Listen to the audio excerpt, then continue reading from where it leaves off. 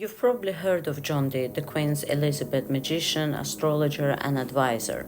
But what most people don't realize is that John Dee wasn't just reading stars, he was building an empire, quietly, strategically, magically. He signed his letters to the Queen with 007, not as a flourish but as a code for Her Majesty's eyes only. He wasn't just a scholar, he was England's first intelligence agent, operating between court politics and occult sciences. Centuries later, that 007 signature was reawakened by filmmaker Ian Fleming, who took inspiration directly from Dee's code work.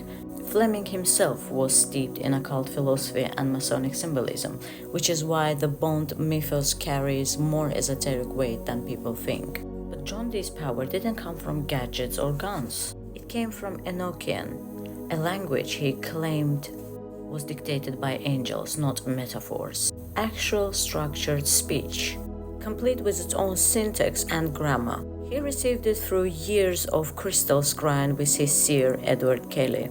He believed Enochian was the language that was spoken before the fall, before Babel fractured human consciousness. To him, it wasn't a mysticism, it was a technology of divine communication. And he intended to use it, not just speak to higher intelligences, but to realign the British Empire with a sacred cosmology. He envisioned a kind of spiritual geopolitics where magic and empire were interwoven, but power has its price.